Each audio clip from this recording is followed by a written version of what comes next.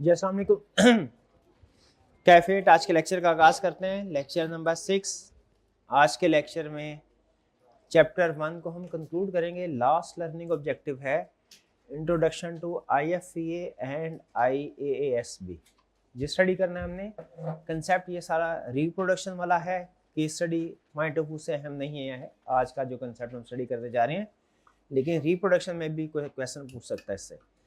लेकिन उससे पहले प्रीवियस लेक्चर्स जो हमने कवर किया था उसमें कंसेप्ट स्टडी किए थे हमने दो, एविडेंस और ऑडिट प्रोसीजर। दोनों ऑडिट को अंडरस्टैंड करने के पॉइंट ऑफ व्यू से अहम कंसेप्ट्स थे।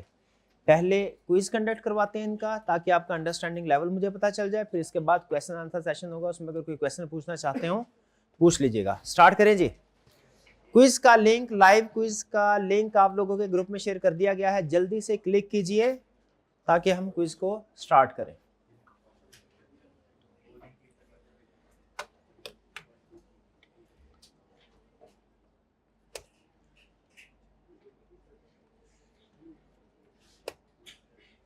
चलिए भाई जल्दी से कीजिए, CRN नंबर अपना लिख लीजिए ताकि हम स्टार्ट करें।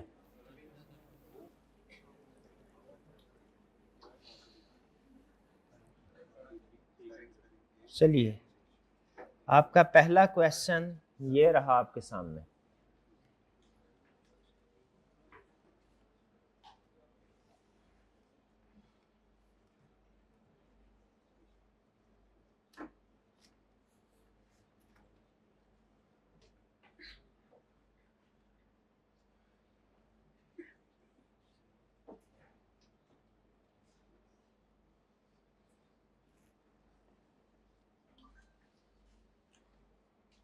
जी कह रहा है ड्यूरिंग ऑडिट ऑफ टेक्सटाइल एक शीट्स प्रोवाइड की गई है उससे और limited number of sample test किए गए। Most evidence relied on internally prepared schedule. What should writer conclude? क्या सफिशिएंट एप्रोप्रिएट एविडेंस मिल गया? नहीं। क्यों नहीं मिला? क्योंकि इंटरनल एविडेंस यूज किया गया है और आपको पता है इंटरनल एविडेंस लेस रिलायबल होता है। लेस रिलायबल का मतलब क्या है? वो कि वो एप्रोप्रिएट नहीं है। तो एविडेंस जो है वो कह रहा है और लिमिटेड टेस्ट सिर्फ यूज किया गया। यहाँ पे वर्ड यूज किया उसने लिमिटेड, ये अहम लफ्ज है, यानी कि सफिशिएंट एविडेंस नहीं है। क्या एविडेंस इज सफिशिएंट या नॉट सफिशिएंट? इनसफिशिएंट। क्यों? Because high risk areas require more extensive substantive testing. इसमें एक अहम लफ्ज था हाई रिस्क। हाई रिस्क में तो हाई प्रोसीजर होने चाहिए या लो प्रोसीजर? हाई। जबकि यहाँ पे उसने वर्ड यूज किया है limited number of samples. Limited number of samples का मतलब क्या है? कि लो वर्क किया गया, कम काम किया गया, तो ये सफिशिएंट नहीं है। Correct. Next question 2।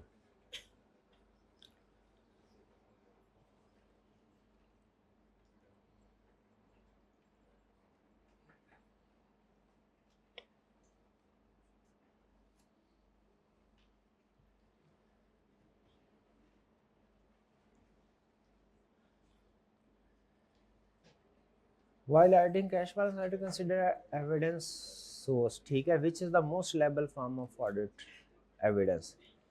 Most reliable form कौन सी है? क्यों B क्यों नहीं है? Cash count summary prepared by management, ये इंटरनल है, ये लेस रिलायबल है।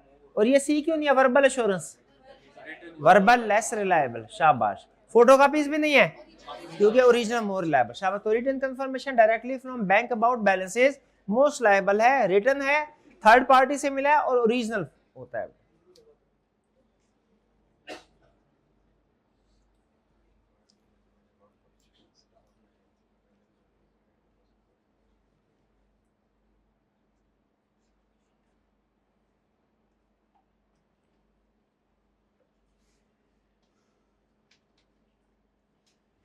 मैनेजर ने वर्बली तो एक्सप्लेन कर दिया है, एविडेंस ने दिया।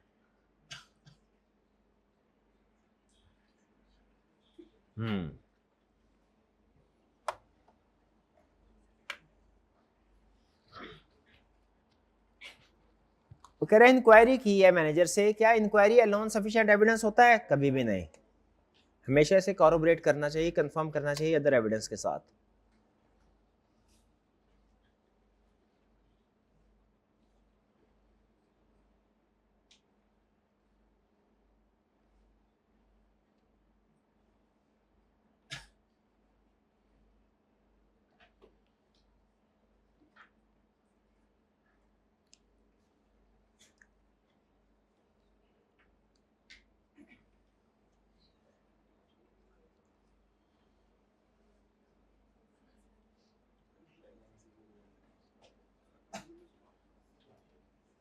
जी, observation provides evidence limited to the time. ठीक है, ऑडिटर के सामने तो बड़ा एफिशिएंटली काम किया, जैसे ही ऑर्डर निकला वहां से सारा काम वापस रख दिया उन्होंने। तो इस समय कौन सी लिमिटेशन हमारे सामने आती है? ऑब्जर्वेशन लिमिटेड होती है सिर्फ और सिर्फ टाइम ऑफ जो एविडेंस, टाइम ऑफ ऑब्जर्वेशन तक।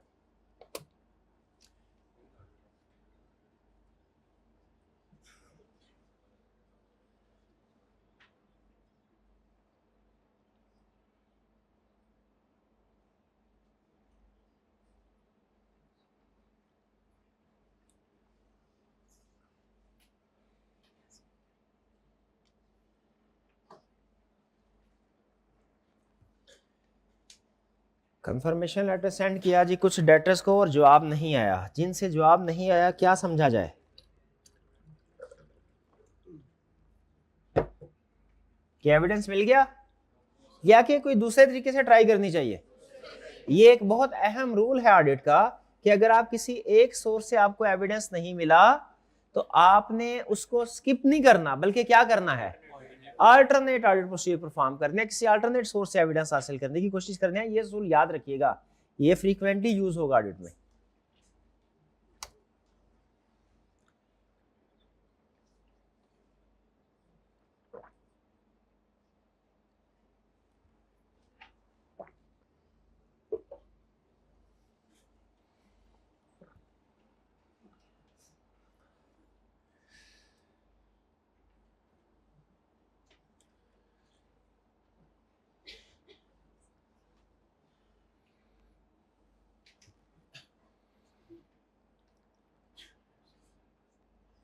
इनवॉइसेस सीक्वेंशियली प्री नंबर्ड है, पहले से नंबरिंग की गई and subject to periodic review by supervisor.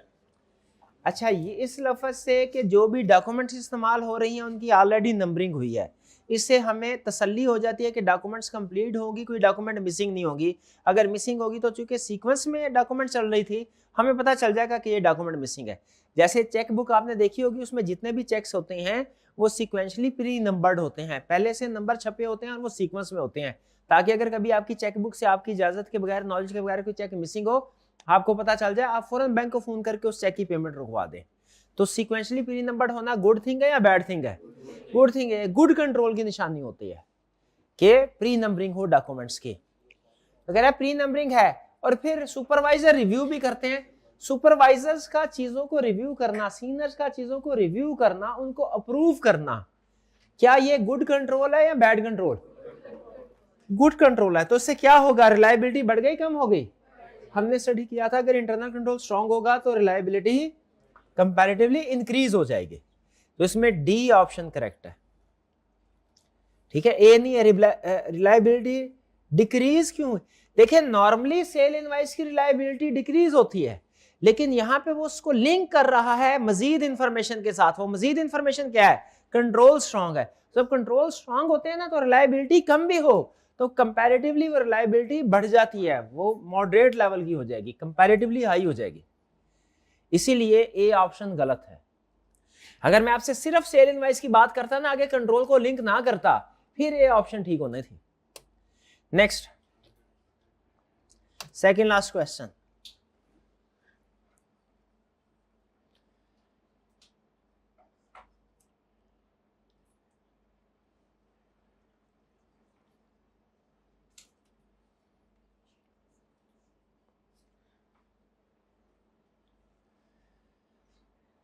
Auditor inspected land title deeds held by Urban Properties Limited. Which financial statement assertion is best supported by this evidence? Title document select किए हैं, title deeds check करने से क्या पता चलता है? क्या ये पता चलता है टाइटल डीड चेक करने से कि लैंड एग्जिस्ट करता है कि नहीं?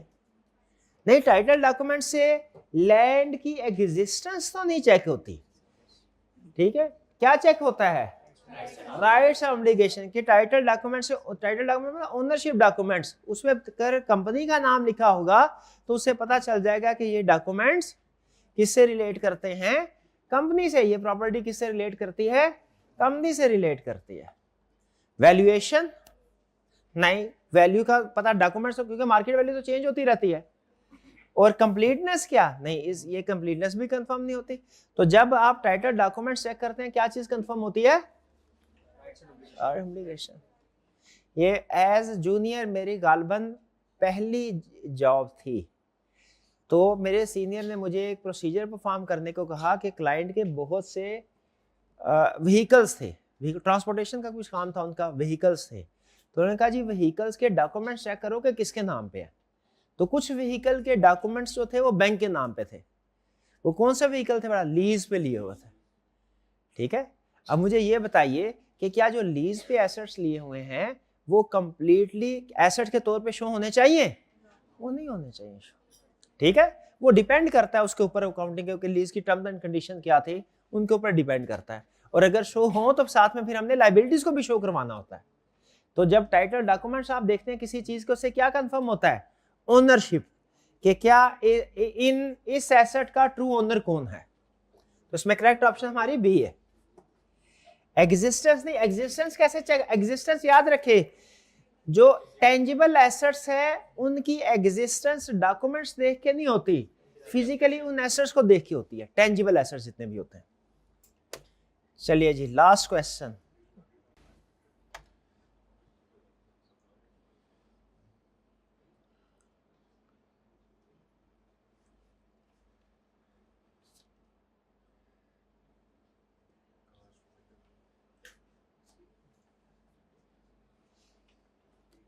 कहता है ओरिजिनल की बजाय फोटोकॉपी प्रोवाइड कर दी, क्यों? फोटोकॉपी की रिलायबिलिटी कम होती है। फोटोकॉपी को आसानी के साथ अल्टर किया जा सकता है, किया जा सकता है कि नहीं?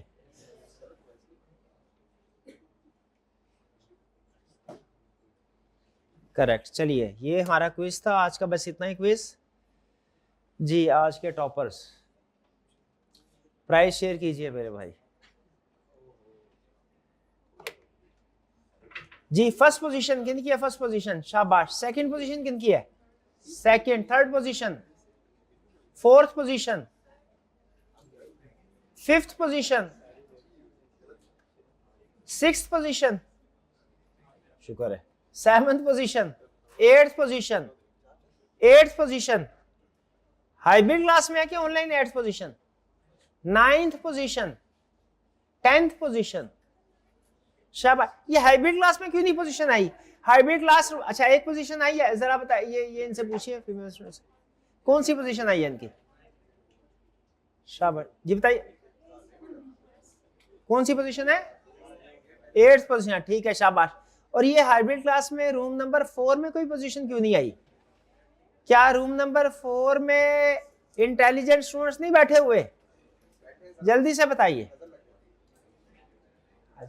ये भाईजान जो तीसरे बेंच में बैठे हैं, ये वेस्ट कोट वाले, इनसे मेरी बात करवाएं। ये कोई अक्लमंद आदमी लग रहे हैं मुझे, शक्ल से तो अक्लमंद नजर आ रहे हैं, लेकिन प्राइस नहीं इन्होंने लिया। नहीं, आगे फ्रंट पे है, फ्रंट, ये सामने से थर्ड, यही वाले, ये आपके लेफ्ट पे। हाँ जी, यही। भाईजान बताइए, आपकी क्लास में पोजीशन क्यों नहीं आई? क्या आपकी क्लास में लेक्चर ठीक तरीके से अल्फाज नहीं पहुंचते? क्या चीज? मसला नेट क्या है? ऐसे ना करें यार, नहीं तो शाम को कोई नेट यूज नहीं करते आप, मुझे बताएं। कल रात को अगर आपने कोई नेट यूज नहीं किया मैच के दौरान में तो फिर ठीक है, बताइए नेट यूज किया था कि नहीं? क्या कह रहे हैं भाई? मुझे सिर्फ ये बताइए, कल नेट यूज किया था कि नहीं? कल शाम में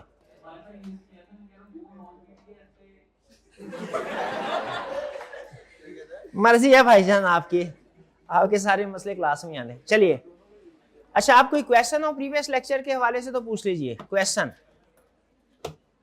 प्रीवियस लेक्चर में से कोई सवाल पूछना हो पूछ लीजिए। जी जी।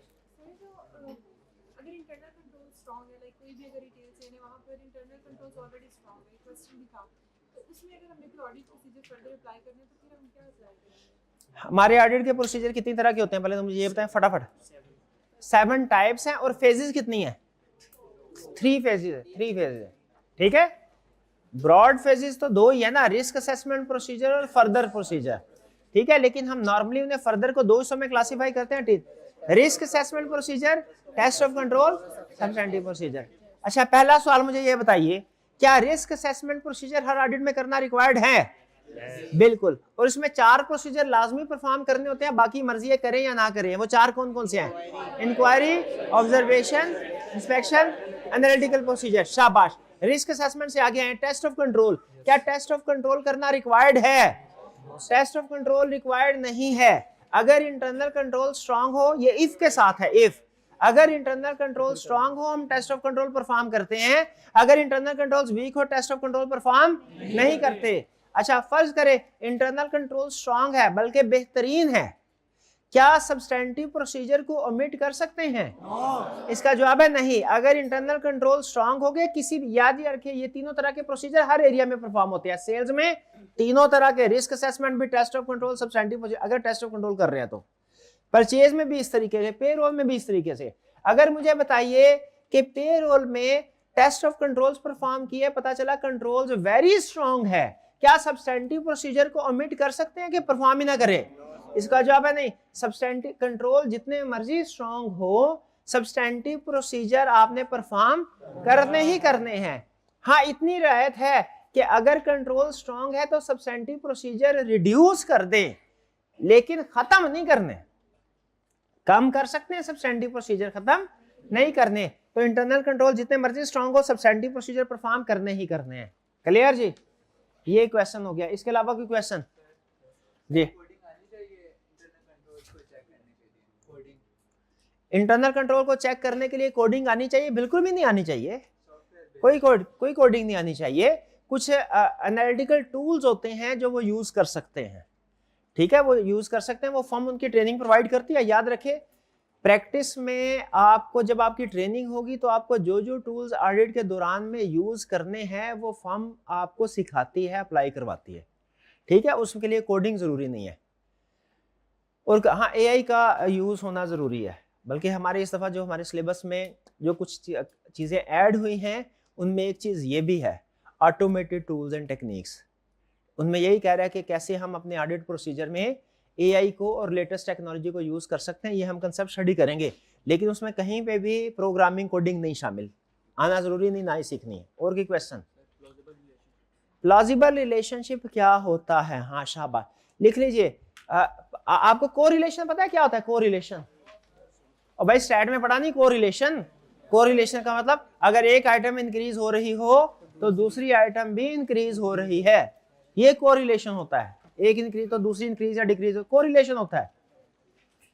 क्या आपको ये पता है फाइनेंशियल स्टेटमेंट्स में भी कुछ आइटम्स ऐसी होती हैं, कुछ एरियाज ऐसे होते हैं जिनका एक दूसरे के साथ कोरिलेशन होता है? क्या आपको ये पता है? नहीं पता? अब सुन लीजिए कि फाइनेंशियल स्टेटमेंट के कुछ अकाउंट्स, कुछ एरियाज ऐसे हैं जिनका एक दूसरे के साथ कोरिलेशन है, मतलब एक इंक्रीज हो तो दूसरा भी इंक्रीज होगा। जैसे लोन और इंटरेस्ट एक्सपेंस, लोन इंक्रीज होगा तो इंटरेस्ट एक्सपेंस भी इंक्रीज होगा, दोनों में कोरिलेशन आ गया कि नहीं आ गया? अच्छा, इसके अलावा जैसे डेप्रिसिएशन और fix assets, fix assets increase होंगे तो डेप्रिसिएशन भी इंक्रीज होगा। बताइए कोरिलेशन आ गया कि नहीं आ गया? इस कोरिलेशन को हम ऑडिट में प्लॉजिबल रिलेशनशिप कहते हैं। प्लॉजिबल रिलेशनशिप कोरिलेशन का ही दूसरा नाम है ऑडिट में। अब भैया ऑडिट में कोरिलेशन को क्या बोलते हैं? ऑडिट में कोरिलेशन को क्या बोलते हैं? Plausible relationship. शाबाश, ठीक है। अच्छा, जब आपको पता चल जाए ना कि प्लॉजिबल रिलेशनशिप है दो आइटम्स के दरमियान में, आप बड़ी आसानी से एनालिटिकल प्रोसीजर परफॉर्म कर सकते हैं। इसलिए उसने एनालिटिकल प्रोसीजर में प्लॉजिबल रिलेशनशिप का वर्ड यूज किया है कि जब एनालिटिकल प्रोसीजर आप परफॉर्म करते हैं ना, उसमें आपको पता है कंपैरिजन करते हैं, रेशियो एनालिसिस करते हैं। तो अगर कुछ दो आइटम्स का आपस में प्लॉजिबल रिलेशनशिप सामने आ जाए तो फिर आप एनालिटिकल प्रोसीजर परफॉर्म कर सकते हैं। जैसे डेप्रिसिएशन और फिक्स एसेट्स का प्लॉजिबल रिलेशनशिप है ना, आप बड़ी आसानी से फिक्स एसेट्स की बेस पे डेप्रिसिएशन को वेरीफाई कर सकते हैं। कैसे? फिक्स एसेट को डेप्रिसिएशन रेट के साथ मल्टीप्लाई कर दो।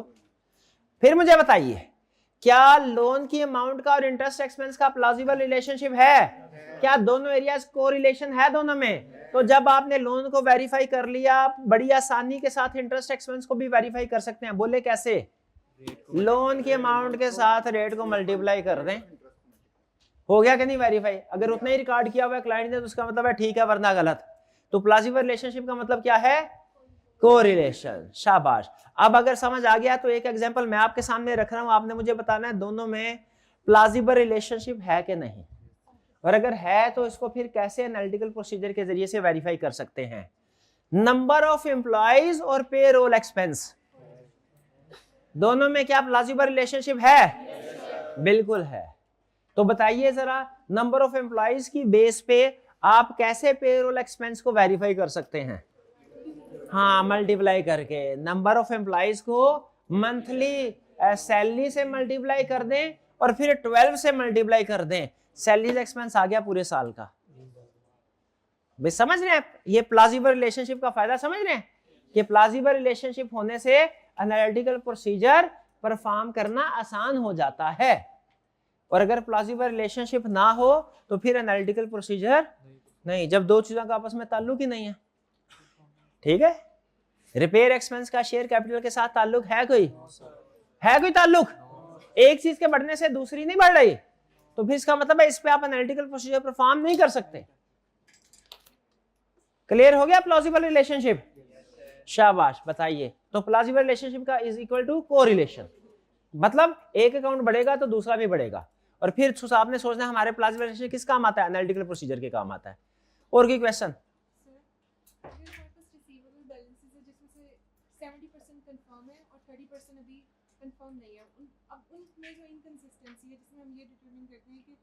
ओवरस्टेटमेंट या अंडरस्टेटमेंट, ताकि हम आगे से ये देख लें कि हमने सपोर्टिंग डॉक्यूमेंट्स को अगेंस्ट रिकॉर्डेड ट्रांजैक्शंस करना है या वाइस वर्सा। तो अब इस केस में बाकी के 30% जो अभी कंफर्म नहीं है उनको हम ये कैसे पता करेंगे कि ओवरस्टेटेड है या अंडरस्टेटेड? देखिए, जब हम किसी एरिया को वेरीफाई करते हैं ना, चाहे सेल्स हो चाहे परचेज, अभी तो आपको सिर्फ बेसिक लेवल के कंसेप्ट सिखाए जा रहे हैं, ये डिटेल क्वेश्चन है थोड़ा, लेकिन मैं एक्सप्लेन कर देता हूँ। जब हम किसी एरिया को वेरीफाई करते हैं तो उसमें हम उसको मुख्तलिफ एंगल से वेरीफाई करते हैं। अब ये थोड़ा सा मैं कंसेप्ट को आगे लेके, आज का कंसेप्ट इजी है क्योंकि रिप्रोडक्शन वाला है, तो मैं एक छोटा सा टेक्निकल कंसेप्ट आपके सामने रख रहा हूं।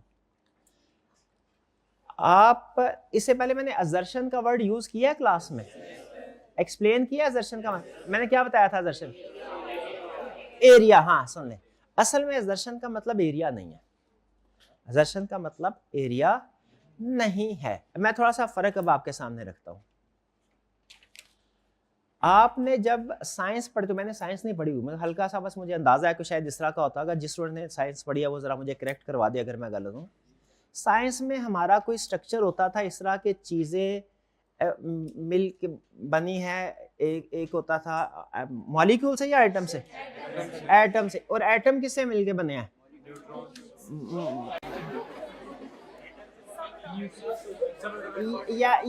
यानी मिनिमम स्ट्रक्चर कौन सा है? Minimum atom. एटम के ऊपर कौन सा स्ट्रक्चर? मॉलिक्यूल। और उससे ऊपर कंपाउंड। हाँ ठीक है, कंपाउंड, मॉलिक्यूल, एटम, या जो भी है वो साइंस नहीं हमारा। मैं भाईजान समझाना ये साइंसदान भाई समझाना ये चाह रहा हूं कि आपने ऊपर मेन स्ट्रक्चर रखा, उसको जब आपने किसी भी चीज को एनालाइज करना होता है ना, तो आपने उसके डिटेल लेवल पे जाके उसको एनालाइज करना होता है। ये प्यारे भाई ना कर यार, तो उसके डिटेल लेवल पे जाना होता है। ठीक है, जैसे किसी भी आपने मैटर को अंडरस्टैंड करना हो तो उसके एटम लेवल तक जाएंगे, ऐसा ही है। अच्छा, उसी तरीके से जो हमारी फाइनेंशियल स्टेटमेंट्स होती है ना, याद रखें जो हमने वेरीफाई करनी है, हमारी फाइनेंशियल स्टेटमेंट, ये भी ऐसा नहीं होता कि आपने फाइनेंशियल स्टेटमेंट्स को वेरीफाई करना। भैया एक मिनट दीजिएगा, फाइनेंशियल स्टेटमेंट्स को वेरीफाई करना है ना, तो ये सारी फाइनेंशियल स्टेटमेंट एक ही झटके में वेरीफाई, ऐसा नहीं है। आपको इसको ब्रेक डाउन करना पड़ता है डिफरेंट एलिमेंट्स में, फिर उन एलिमेंट्स को फर्दर ब्रेक डाउन करना पड़ता है सब एलिमेंट्स में। जैसे आपकी साइंस वाली लैंग्वेज में बात करें तो पहले उनको मॉलिक्यूल में डिवाइड करेंगे और फिर मॉलिक्यूल को एटम में डिवाइड करेंगे, फिर उस एटम लेवल पे जाके अंडरस्टैंड करेंगे ना, तो फिर आपको पूरी कहानी समझ आएगी सारी चीजें कैसे चल रही है। भाई ऐसा ही है। उसी तरीके से याद रखें, हमारी फाइनेंशियल स्टेटमेंट भी स्ट्रक्चर्ड है। अगर हमने फाइनेंशियल स्टेटमेंट्स को वेरीफाई करना है ना, तो ऐसा कोई तरीका नहीं है कि एक प्रोसीजर से सारी फाइनेंशियल स्टेटमेंट वेरीफाई कर ले, ऐसा नहीं पॉसिबल। हमें क्या करना पड़ता है, इसको पहले ब्रेक करना पड़ता है डिफरेंट एलिमेंट्स में, जैसे इनकम स्टेटमेंट में, जैसे बैलेंस शीट में। फॉर एग्जांपल फिलहाल यहीं तक बात रखते हैं, क्योंकि सबसे अहम आपको पता है complete set of financial statements में यही दो चीजें होती हैं। इसको कर लिया तो मतलब तकरीबन सबको कर लिया। इसको ब्रेक करना है इन दो हिस्सों में, इनकम स्टेटमेंट अलग, बैलेंस शीट अलग। अच्छा, जब इनकम, अब अभी भी बात पूरी नहीं है, क्योंकि इनकम स्टेटमेंट को भी एक प्रोसीजर से वेरीफाई नहीं कर सकते। इसको क्या करना पड़ता है, इसको फर्दर ब्रेक करना पड़ता है डिफरेंट एलिमेंट्स में। बैलेंस शीट को भी एक प्रोसीजर से वेरीफाई नहीं कर सकते, इसको डिफरेंट एलिमेंट्स में ब्रेक करना पड़ता है। ऐसा ही है, ये कहलाता है फाइनेंशियल, सिंगल फाइनेंशियल स्टेटमेंट, ये कहलाता है सिंगल फाइनेंशियल स्टेटमेंट, ये कहलाता है complete set of financial statement. यानी दो तीन चीजें और भी ना, टोटल 5 चीजें हैं। तो ये है complete set of financial statement. इसको डिवाइड करते हैं हम सिंगल फाइनेंशियल स्टेटमेंट में। फिर हर सिंगल फाइनेंशियल स्टेटमेंट के आगे एलिमेंट होते हैं, जैसे सेल्स, जैसे पेरोल, जैसे डेटर्स, जैसे इन्वेंट्री। समझ रहे हैं भाई, स्ट्रक्चर समझ रहे हैं कि नहीं? यहां तक क्लियर है? अच्छा, अभी अगली बात सुने। अब पहले मैंने आपको यहां तक समझाया हुआ है, अगली बात सुने। अब अगर आपने एलिमेंट्स को भी वेरीफाई करना है ना, तो एलिमेंट एक प्रोसीजर से वेरीफाई नहीं होते। हर एलिमेंट के फर्दर 6 पार्ट्स होते हैं, हर एलिमेंट के फर्दर 6 पार्ट्स होते हैं। हमने उन पार्ट्स को वेरीफाई करना है। ये हमारा सबसे डिटेल्ड, समझ लीजिए, वो पॉइंट है जिस पे हम वर्क करते हैं, जिस पे हम वेरिफिकेशन करते हैं। इसको बोलते हैं असर्शंस। हर एरिया की 6 असर्शन होती हैं, हर एलिमेंट की 6 असर्शन होती हैं। इनकम स्टेटमेंट के केस में वो असर्शंस कुछ और होंगी, बैलेंस शीट के केस में वो असर्शन कुछ और होंगी, क्योंकि इनकम स्टेटमेंट की नेचर डिफरेंट है, बैलेंस शीट के एरिया की नेचर डिफरेंट है। ठीक है, वो असर्शंस है इनकम स्टेटमेंट के अलग, बैलेंस शीट के। जैसे डेटर्स है, डेटर्स की आगे 6 असर्शंस होंगी। कितनी होंगी? 6। सेल्स की, पेरोल की भी 6 होंगे। हम असर्शन लेवल पे काम करते हैं, याद रखिएगा। हम हमेशा, हम किस लेवल पे काम करते हैं? जैसे डेटर्स के केस में एक असर्शन है एग्जिस्टेंस। एग्जिस्टेंस का मतलब है चेक करो डेटर वाकई एग्जिस्ट करते हैं कि नहीं, ये एक असर्शन है। एक असर्शन है कंप्लीटनेस। कंप्लीटनेस का मतलब है चेक करो कि सारे के सारे डेटर्स रिकॉर्ड हो गए कि नहीं, कहीं कोई डेटर मिसिंग तो नहीं है। ये एक दूसरी असर्शन है। एक और असर्शन भी है, वो असर्शन है existence, completeness, rights and obligation. कि देखो आप, हमारे क्लाइंट का वाकई इस डेटर के ऊपर राइट है कि नहीं। ठीक है, कहीं ऐसा तो नहीं डेटर को आगे सेल कर दिया हो। फैक्टरिंग का कंसेप्ट पढ़ा हुआ आपने? किसी को सेल करके पैसे ले लेते हैं, कहते हैं भाई तुम ले लेना उससे पैसे। Rights and obligation. फिर एक और होता है वैल्यूएशन एंड एलोकेशन। देखो कि क्या जो डेटर्स हैं प्रॉपरली उनकी अमाउंट प्रॉपर वैल्यूड है कि नहीं। ये डिफरेंट असर्शंस होती हैं। अभी टॉपिक नहीं है असर्शन का, वरना मैं आपको सारी असर्शन एक एक एग्जांपल करके बताता। अभी सिर्फ आपको कंसेप्ट समझा रहा हूं। इसे कहते हैं असर्शन लेवल। एरिया लेवल अलग चीज है, असर्शन लेवल अलग। इससे पहले मैंने आपको असर्शन और एरिया इकट्ठे ही पढ़ाया हुआ था। अब मैंने आपको दोनों को डिफरेंशिएट कर दिया। अब आपको असर्शन लेवल समझ आ गया क्या है? ठीक है, तो हम जो काम करते हैं वो किस लेवल पे करते हैं? असर्शन। अब प्रैक्टिकली जब आप जाएंगे ना, तो आप पार्टनर जब आपसे कहेगा डेटर्स को वेरीफाई करो, तो फिर क्या करेंगे आप? पहले एग्जिस्टेंस को वेरीफाई करेंगे, फिर कंप्लीटनेस को, फिर बाकी की असर्शन को, फिर जो भी असर्शन। जब 6 असर्शन वेरीफाई हो जाएंगी, आप पार्टनर से कहेंगे सर मैंने डेटर्स वेरीफाई कर लिया है। पार्टनर कहेगा अभी एक एरिया हुआ, दूसरा एरिया भी वेरीफाई करो। फिर क्या किया जाएगा? यही काम दूसरे एरिया में भी करेगा। जब सारी असर्शन वेरीफाई हो जाएंगी तो इसका मतलब क्या हुआ, एक एरिया वेरीफाई हो गया, एक स्टेप ऊपर आ गए। जब सारे एरियाज वेरीफाई हो गए तो फिर एक हमारा एक फाइनेंशियल स्टेटमेंट वेरीफाई हो गया, और जब पांचों फाइनेंशियल स्टेटमेंट वेरीफाई हो गए तो फिर complete set of financial statement. समझ रहे हैं, असर्शन से ऊपर एरिया, एरिया से ऊपर सिंगल फाइनेंशियल स्टेटमेंट, उससे ऊपर complete set of financial statement. ठीक है, यहां ऊपर से नीचे आ जाएं। जब हमने फाइनेंशियल स्टेटमेंट को वेरीफाई करना है तो क्या करना है, फाइनेंशियल स्टेटमेंट अलग, सिंगल फाइनेंशियल स्टेटमेंट अलग अलग करनी है। फिर हर सिंगल फाइनेंशियल स्टेटमेंट में क्या करना है, फर्दर एरियाज, और फिर हर एरिया से नीचे क्या करना है, डिवाइड कर असर्शन। हम किस लेवल पे रिस्क असेसमेंट करते हैं, हम असर्शन लेवल पे रिस्क असेसमेंट करते हैं, ओवरऑल लेवल भी असर्शन लेवल।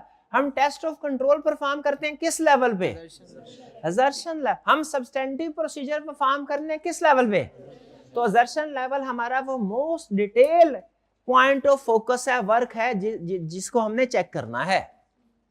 ये ज़हन में रखिएगा, ठीक है। तो आपने इससे पहले जो अल्फाज सुने ना, एग्जिस्टेंस, वैल्यूएशन, ये क्या था, ये असर्शंस के नाम थे, असर्शन के नाम। जैसे आपने मुझे साबित करना है मैं जानदार हूं, साबित करें। वो साइंस ये कहती है हमारी 5 हिस्से होते हैं, 5 होती है 6 होती है, 5 हिस्से होते हैं। ऐसा ही है ना, अगर आपने मुझे जानदार साबित करना, अगर मैं अपने आप को साबित करना चाहता हूं कि मैं जानदार, तो मुझे क्या करना पड़ेगा, 5 हिस्सों को एक एक करके साबित करना पड़ेगा। जब ये साबित होगी तो इसका मतलब क्या साबित हो गया, मैं एक जानदार हूं, मैं इंसान हूं। भाई ऐसा ही है ना, कोई एक हिस्स भी अगर मेरी काम नहीं कर रही, इसका मतलब है मैं एक मुकम्मल इंसान नहीं हूं, मेरे में कोई ना कोई कमी है। ऐसा ही है। तो उसी तरह जो एक एरिया होता है ना, एरिया, उसकी भी 6 हिस्से होते, 6 असर्शंस होती हैं। हमने हर असर्शन को अलग अलग चेक करना है। एक असर्शन भी गलत हुई ना तो इसका मतलब है हमारी फाइनेंशियल, वो एरिया मिसस्टेटेड है। जब वो एरिया मिसस्टेटेड है तो इसका मतलब क्या है, फाइनेंशियल स्टेटमेंट मिसस्टेटेड है। तो ये असूल ज़हन में रखिएगा। ये स्ट्रक्चर थोड़ा सा बनाना चाहे तो चाहे बना लें, लेकिन ये हमेशा ज़हन में रखिएगा, area is subdivided into assertion and we perform procedure at assertion level. ये आगे चल के जब हम पढ़ेंगे ना आगे, इस कंसेप्ट, ये शायद डेली डिस्कस नहीं होगा कंसेप्ट, लेकिन आपने याद रखना है आगे चल के हमारा एक मेजर चैप्टर है, उसकी बेस है ये असर्शन। फिर प्रैक्टिस में जब आप जाएंगे ना तो आपको पेज दिया जाता है कि आपने ये प्रोसीजर परफॉर्म करने हैं। सेल्स का एरिया आपको दिया जाएगा, उसके अंदर प्रोसीजर लिखे होंगे, लेकिन प्रोसीजर से पहले हेडिंग लिखी होगी असर्शन की, फिर आगे प्रोसीजर लिखा होगा। याद रखिएगा, हमने हर असर्शन को वेरीफाई करना है कि कुछ को वेरीफाई करना है, कुछ को नहीं, हर असर्शन को वेरीफाई करना है। डन जी। चलिए, और कोई क्वेश्चन पूछना चाहते हो पूछ लें। शाबाश, पूछो। मैं तो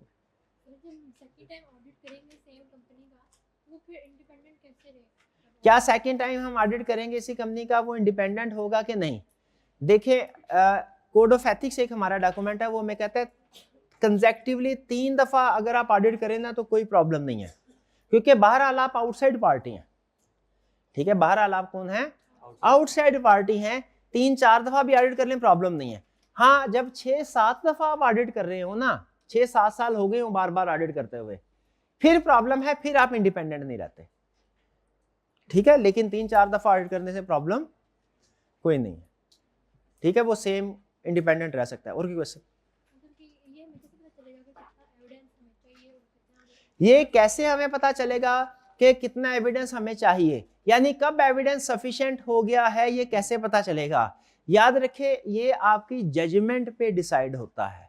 आपको कैसे पता चलता है कि काउंटिंग में एक टॉपिक के सफिशिएंट क्वेश्चन हो गए हैं, आपकी तैयारी हो गई है और आपको नेक्स्ट टॉपिक में मूव कर जाना चाहिए।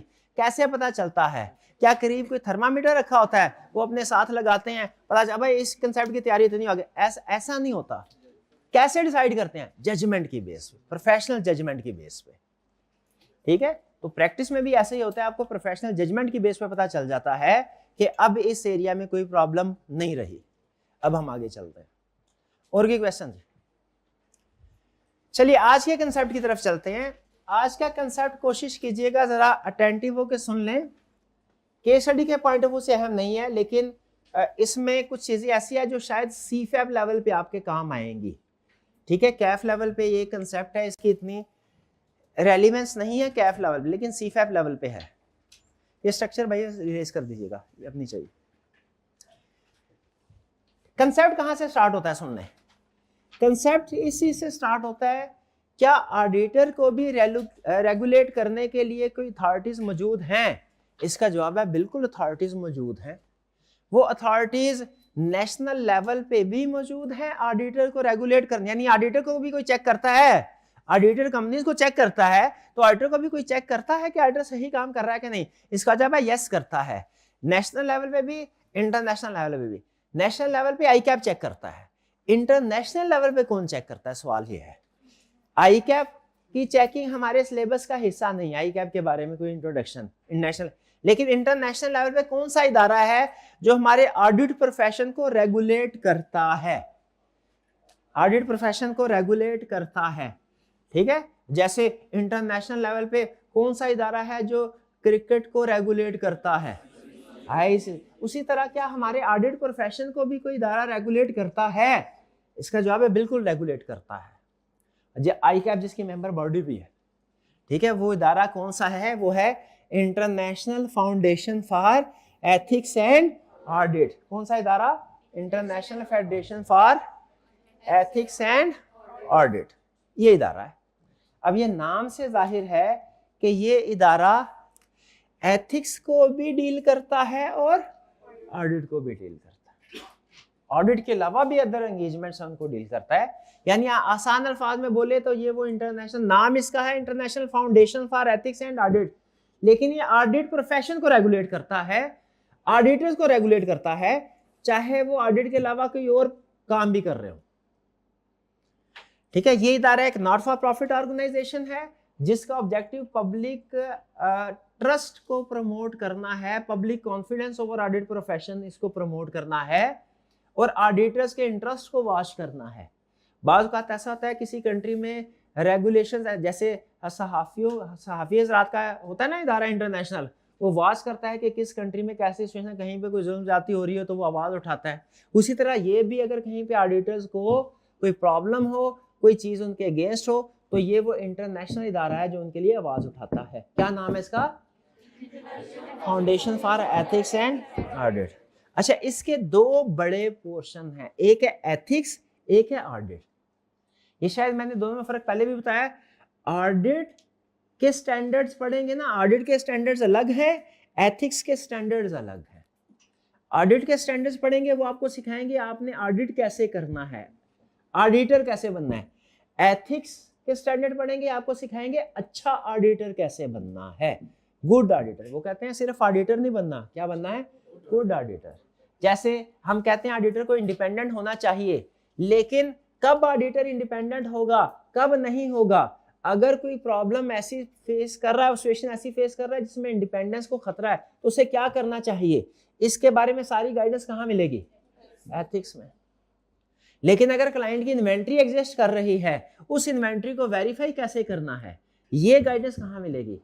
ऑडिट में। तो ये international foundation for ethics and audit क्या है? नॉट फॉर प्रॉफिट ऑर्गेनाइजेशन इदारा है। ये सपोर्ट करता है कौन सी एक्टिविटी को? Ethics, auditing and other assurance services. कौन सी? Other assurance services. यानी आपको पता है ऑडिट के अलावा भी अदर एश्योरेंस सर्विसेज हैं। वो कौन सी एश्योरेंस सर्विसेज ऑडिट के अलावा? बताइए। ऑडिट के अलावा किसी एक और रिव्यू के बारे में कभी पढ़ा हमने? बताया आपको रिव्यू के? लिमिटेड एश्योरेंस नहीं पढ़ा हुआ ये? चले ओके, कोई बात नहीं। Standard setting body. तो ये समझ लीजिए कि ऑडिट के अलावा कुछ और भी एंगेजमेंट्स हैं जो हमारे सिलेबस में बिल्कुल इंट्रोडक्शन लेवल की हद तक है, माइंड में हमने पढ़नी है, वो भी यही रेगुलेट करता। ठीक है। इसके दो बोर्ड हैं। एथिक्स के स्टैंडर्ड इशू करने के लिए, इसकी कंप्लायंस को इंश्योर करने के लिए अलग बोर्ड है, उसका नाम है IESBA। गालबन ये है international ethics standard board for accountants. Accountant इसे चार्टर्ड अकाउंटेंट की वजह से कहा गया, क्योंकि ये नॉर्मली ऑडिटर चार्टर्ड अकाउंटेंट होते हैं ना। और एक है IAASB, international auditing and assurance standard board. IAASB किससे डील करता है? ऑडिट से। और IESBA ये बोर्ड किससे रिलेट करता है? एथिक्स से। यानी उनके दो बड़े टास्क हैं, उन्होंने मेन जो हमारी ऑर्गेनाइजेशन है उसने उनको दो अलग अलग बोर्ड में डिवाइड कर दिया। अब हमने क्या स्टडी करना है, international auditing and insurance standard board, इसको डिटेल में डिस्कस करना है। क्योंकि हम जो ISAs पढ़ते हैं ना, ISAs वो किसने इशू किए हुए हैं, IAASB। आप अकाउंटिंग स्टैंडर्ड्स पढ़ते हैं, आपने कभी अकाउंटिंग स्टैंडर्ड ओरिजिनल वाले खोल के देखे हैं कभी? नहीं देखे? अच्छा किया है, वो इतनी मोटी किताब होती है। ठीक है, वो एक इदारा इशू करता है इंटरनेशनली, वो ये बताता है कि इंटरनेशनल बेस्ट प्रैक्टिस अकाउंटिंग की क्या है। वो गालबन IASB है, वो सिंगल ए के साथ है SB, international accounting standard board. हाँ जी, ये IAASB है, international auditing and assurance standard board. अब वो आपसे पूछ रहा है कि अब आपको इसके बारे में हम बता रहे हैं ये क्या काम करता है। भैया ये एक ही काम करता है बड़ा, क्या? पूरी दुनिया में जितनी भी कंट्रीज जो इस इंटरनेशनल बॉडी के साथ रजिस्टर्ड हैं, ये उनको बताता है कि आपने कैसे ऑडिट करना है। ठीक है, और इसके साथ एफिलिएशन होने का फायदा, एफिलिएटेड होने का फायदा ये होता है कि पूरी दुनिया में एक ही तरह का, एक ही क्वालिटी का ऑडिट हो रहा होता है। यानी इन्वेंट्री को वेरीफाई करने के लिए जो प्रोसीजर पाकिस्तान में परफॉर्म किए जाते हैं, एग्जैक्टली वही प्रोसीजर आपको सिंगापुर, USA, जर्मनी में जितनी कंट्रीज हैं वहां पे भी यही प्रोसीजर परफॉर्म होते नजर आएंगे। यही वजह है कि हमारे अकाउंटेंट्स, पाकिस्तान के अकाउंटेंट्स जो कि IFRS में भी एक्सपर्ट होते हैं, चार्टर्ड अकाउंटेंट, ऑडिटिंग में भी एक्सपर्ट होते हैं, वो पूरी दुनिया में कहीं में भी चले जाए, ठीक है, उन्हें हाथों हाथ लिया जाता है।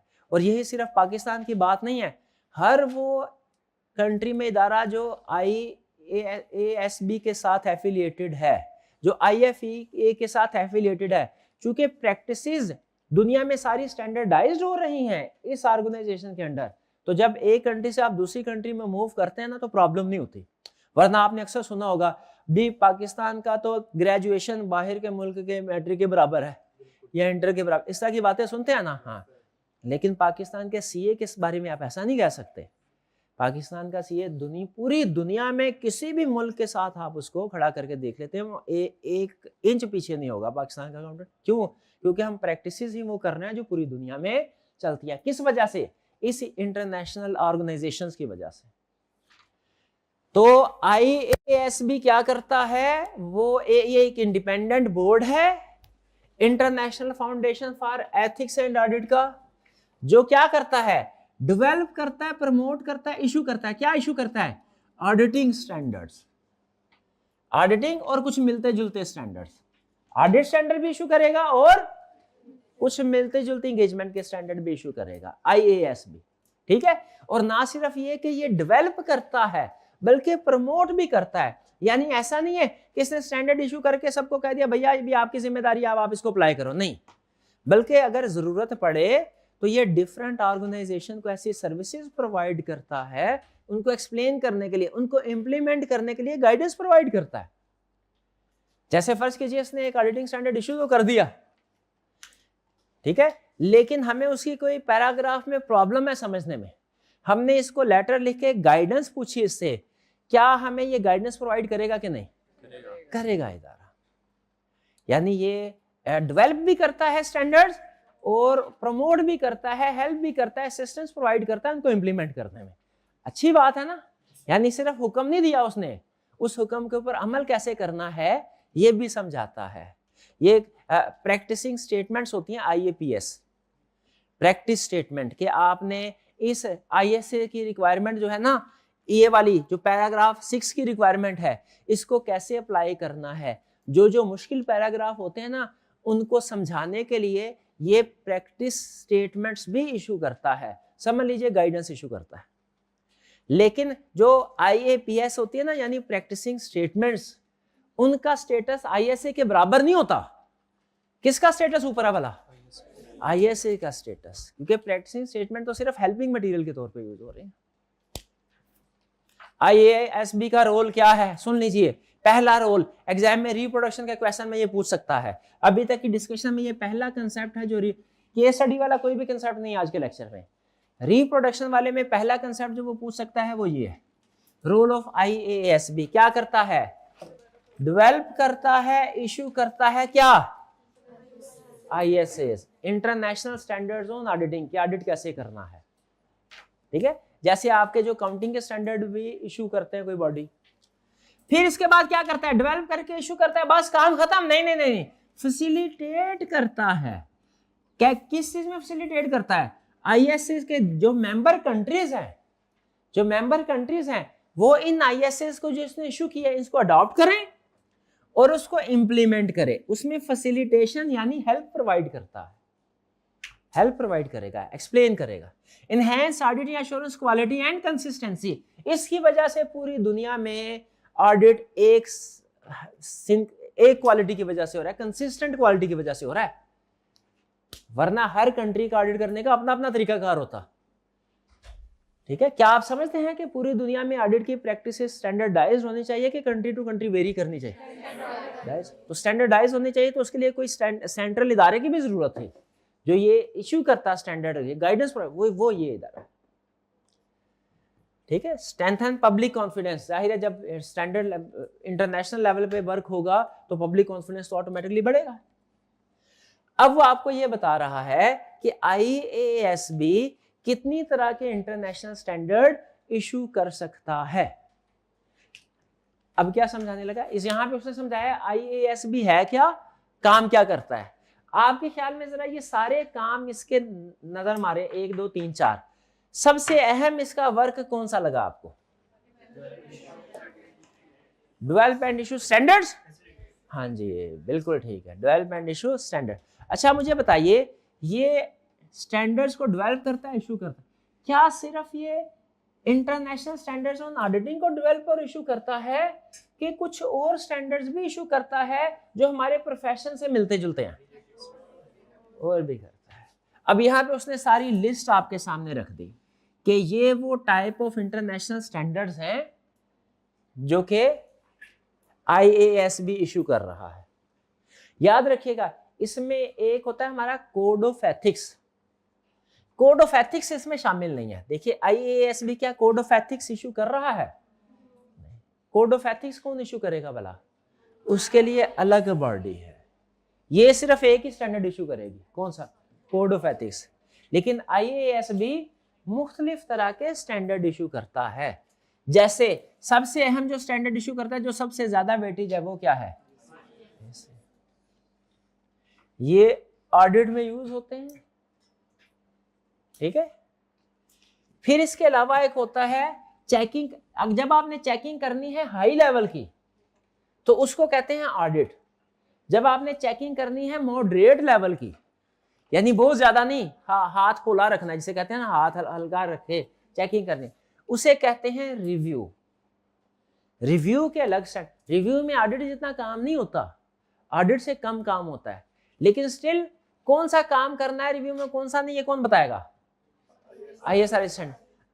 ऑडिट में कौन से प्रोसीजर परफॉर्म करने हैं, कौन से नहीं करने, ये कौन बताएगा? ISAs। कुछ एंगेजमेंट ऐसी होती हैं जो ऑडिट और रिव्यू के अलावा होती हैं, ऑडिट और रिव्यू के अलावा होती हैं। जैसे आपको पता है ये भी फाइनेंशियल स्टेटमेंट्स हैं। ऑडिट का मतलब क्या है? फाइनेंशियल स्टेटमेंट की वेरिफिकेशन करना हाई लेवल पे। रिव्यू का मतलब क्या है? फाइनेंशियल स्टेटमेंट की वेरिफिकेशन करना मॉडरेट लेवल पे।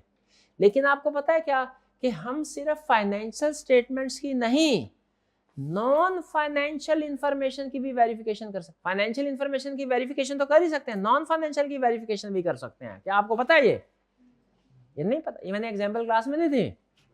सुने, मैं ये कहता हूं, फर्ज करें मैं ये कहता हूं कि मेरी सैलरी जो है वो है 2.5 लाख रुपए पर मंथ। क्या आप ये फाइनेंशियल इंफॉर्मेशन है कि नॉन फाइनेंशियल इंफॉर्मेशन? क्या आप इसको वेरीफाई कर सकते हैं? बिल्कुल। अगर वेरीफाई करेंगे हाई लेवल पे तो इसको क्या बोलेंगे? ऑडिट। वेरीफाई करेंगे मॉडरेट लेवल पे, इसको क्या बोलेंगे? रिव्यू। अच्छा, अब अगली बात सुने। मैं इन भाईजान के बारे में स्टेटमेंट देने लगा हूं। ये भाईजान बहुत मेहनती इंसान है। ये फाइनेंशियल इंफॉर्मेशन है कि नॉन फाइनेंशियल?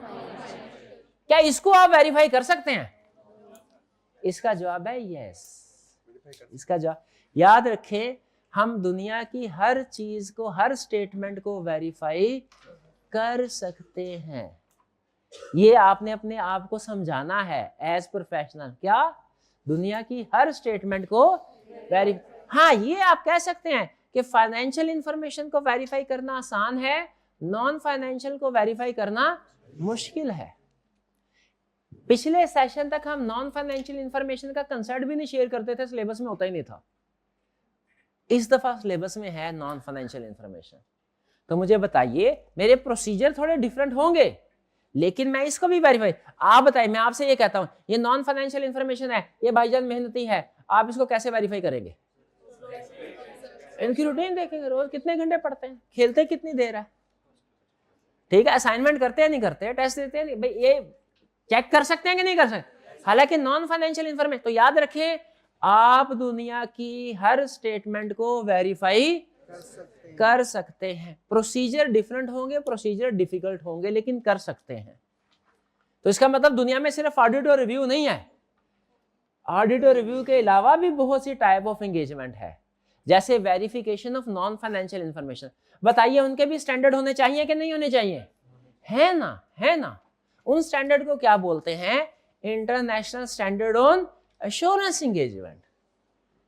ठीक है, अगर आप ऑडिट कर रहे हैं तो आप ये पहले वाले सेट के मुताबिक वो एक्टिविटी करेंगे।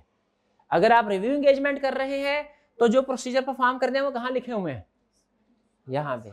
अगर आप ऑडिट और रिव्यू के अलावा कोई और एश्योरेंस एंगेजमेंट परफॉर्म कर रहे हैं, जैसे नॉन फाइनेंशियल इंफॉर्मेशन, तो फिर कौन से वाले स्टैंडर्ड को फॉलो करना है? International standard on assurance engagement other than audit और रिव्यू। ठीक है, इसमें वो नॉन एश्योरेंस, असल में ना जो आजकल का दौर है वो सिर्फ फाइनेंशियल इंफॉर्मेशन को कंसीडर नहीं करते। कंपनीज की परफॉर्मेंस के जो केपीआईज होते हैं ना, वो सिर्फ फाइनेंशियल नहीं है। वो सिर्फ ये नहीं कहते कि भैया ये कंपनी की सेल कितनी है, प्रॉफिट कितना है। वो कहता है भाई नॉन फाइनेंशियल, बताइए इससे सोसाइटी के लिए क्या किया है। ये तो नहीं लोगों को चर्च पिला पिला के प्रॉफिट बढ़ा दिया है, प्रॉफिट तो आ गया है, सोसाइटी को नुकसान हुआ, ये ऐसे है कि नहीं? तो केपीआई, ये सोशल उनकी कंट्रीब्यूशन, जो नॉन फाइनेंशियल केपीआईज होते हैं ना, ये भी आहिस्ता आहिस्ता दुनिया इसको अहमियत दे रही है कि सिर्फ अहम ये नहीं है कि आप फाइनेंशियल फैक्टर्स में आगे हो, आप नॉन फाइनेंशियल फैक्टर्स में भी एक्सेल करना चाहिए। Next, related services. Related services क्या होती हैं? जैसे ये इन्होंने भी एग्जांपल दी थी, टैक्स सर्विसेज, यानी ये वो सर्विसेज है जिसमें हम वेरिफिकेशन नहीं करते लेकिन हमारे प्रोफेशन से मिलती जुलती है, इसीलिए इसे रिलेटेड सर्विसेज बोलते हैं। फाइनेंशियल स्टेटमेंट्स प्रिपेयर करना, प्रिपेयर वेरीफाई करना नहीं, फाइनेंशियल स्टेटमेंट वेरीफाई करना इधर आएगा, इधर आएगा। नॉन फाइनेंशियल इंफॉर्मेशन वेरीफाई करना इधर आएगा। लेकिन अगर इस फाइनेंशियल इंफॉर्मेशन को प्रिपेयर नहीं करना, सॉरी वेरीफाई नहीं करना, प्रिपेयर करना है, वो वाली एक्टिविटी क्या आईएसएस के मुताबिक होगी? नहीं, ये तो वेरिफिकेशन सिखाते हैं। आईएसआरई के मुताबिक होगी? ये तो वेरिफिकेशन सिखाते हैं। इसके मुताबिक होगी तो वेरिफिकेशन किसके मुताबिक होगी? वो ISRS, international standard on tax services, preparation of financial statement services, और कोई इस तरह की मिलती जुलती सर्विसेज जो है ना, वो हम फिर जब क्लाइंट हमें ये कहता है सर जी ऑडिट करवाने नहीं आया, आप समझे ऑडिट करवाने आया, मैं ऑडिट करवाने नहीं आया, मैं तो फाइनेंशियल स्टेटमेंट्स प्रिपेयर करवाने आया हूँ, क्या कर सकते हैं?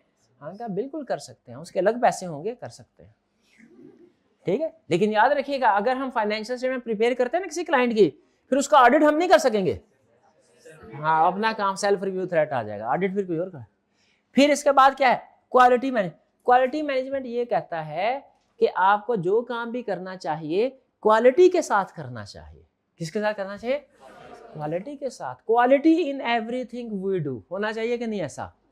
हाँ जी। तो क्वालिटी को इंश्योर करने के लिए वर्क क्वालिटी, वर्क एक्सीलेंस, दुनिया की बेस्ट प्रैक्टिसेस को फॉलो करने के लिए कि किस तरीके से काम किया जाए, यानी काम करने का तरीकाकार क्या होगा, ये वो हमें सिखाता है। क्वालिटी मैनेजमेंट के स्टैंडर्ड है कि इसमें फर्म की क्या रिस्पॉन्सिबिलिटीज है, कि किस तरह का एनवायरनमेंट हो।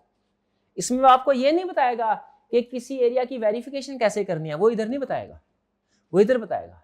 लेकिन यहाँ पे वो इस तरह की चीजें बताएगा कि फर्म के अंदर एक टीम मेंबर, पार्टनर ऐसा होना चाहिए जो सबकी निगरानी करे, सबको डायरेक्शंस दे। कोई प्रॉब्लम है, लड़ाई झगड़े हो जाएंगे टीम मेंबर्स के आपस में, तो उन डिस्प्यूट्स को रिजॉल्व कैसे करना है, ठीक है, क्लाइंट के साथ कोई डिसएग्रीमेंट हो जाए, क्या इस तरह की चीजें, क्वालिटी को कैसे इंश्योर करना है। और लास्ट में है इंटरनेशनल ऑडिटिंग प्रैक्टिस। ये आपको पता है ये गाइडेंस है, किसकी गाइडेंस है वाला, ISAs की, लेकिन इनका स्टेटस ना अथॉरिटेटिव नहीं है, ये हेल्पिंग मटेरियल है, कोर मटेरियल हमारा यही है। तो ये सारे स्टैंडर्ड कौन इशू कर रहा है, IAS। क्लियर हुआ ये इस लिस्ट को याद कर ले, ये कैफ लेवल पे आपसे नहीं पूछेगा, लेकिन CFAP लेवल के आपके बहुत काम आएगी, आपने इसको याद कर लेना है। ये समझ लीजिए आपका सिलेबस छप जाएगा आपके जहन में CFAP का, ठीक है। इस छोटी सी लिस्ट है, इसको याद कर लीजिएगा। क्लियर, आगे चलते हैं। कहता है भैया ISAs कैसे बनता है, process of developing new ISAs, नया स्टैंडर्ड कैसे बनता है, ठीक है, नया ऑडिट का स्टैंडर्ड कैसे बनता है। इसका आगाज होता है ऑडिटिंग स्टैंडर्ड, नया का ऑडिटिंग स्टैंडर्ड बनने का आगाज होता है एक क्रिमिनल से।